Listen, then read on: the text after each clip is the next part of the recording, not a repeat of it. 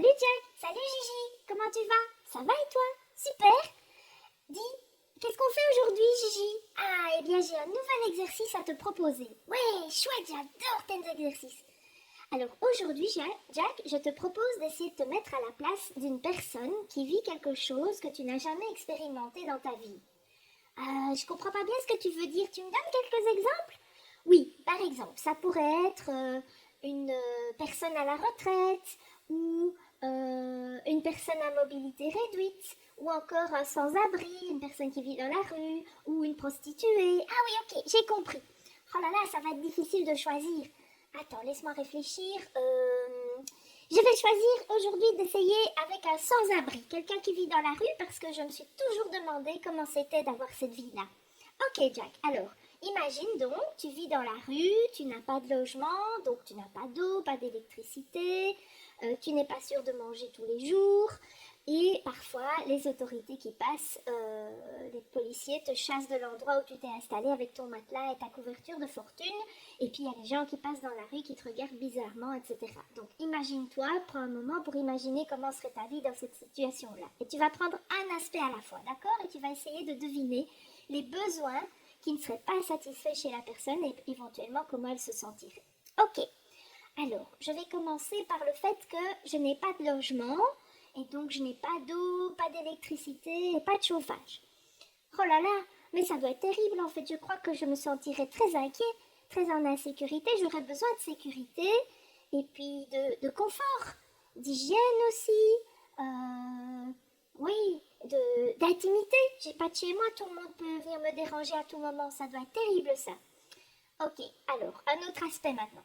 Alors maintenant, je vais choisir l'aspect où je suis pas sûre de manger tous les jours. Là aussi, je serais inquiet, j'aurais besoin de sécurité pour ma santé, puis j'aurais besoin de nourriture, c'est un besoin ça la nourriture, non? Oui, oui, c'est un besoin. De nourriture, puis d'énergie. Sans doute des moments quand j'ai pas mangé assez, mais je me sentirais tout faible et j'aurais besoin d'énergie et de vitalité.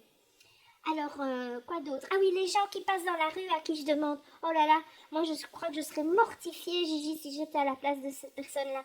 J'aurais besoin de considération, de respect, d'estime de moi, de confiance en moi, de dignité humaine, parce que parfois les gens ils sont pas agréables, ou au contraire, tu sais, il y a des gens très généreux, mais à la limite c'est presque encore plus désagréable de voir leur regard compatissant, j'imagine, quand on est un sans-abri. Et puis il reste un aspect, c'est quand les policiers viennent et me chassent, enfin les chassent de l'endroit où ils sont. Et j'imagine que si j'étais à la place d'un SDF qu'on chasse, j'aurais besoin d'être accueillie, d'être besoin de justice, de soutien, de justesse aussi, de confort de nouveau. Je me sens de nouveau perdue, je sais pas où aller. Oh là là, ça doit être terrible. Oui, hein? Ah, et ça te fait quoi de te mettre à la place d'une personne comme ça? Bah, je suis très touchée en fait. Mais tu sais, Gigi, je pense que ils ont aussi des besoins qui sont satisfaits, tu ne crois pas? Ben oui, peut-être, vas-y, essaye de deviner. Alors, moi je me dis que j'aurais sans doute un besoin de liberté et d'autonomie qui serait satisfait parce que je ne dois rendre de compte à personne. Peut-être aussi par moment, pas tout le temps, mais un besoin de paix, de tranquillité.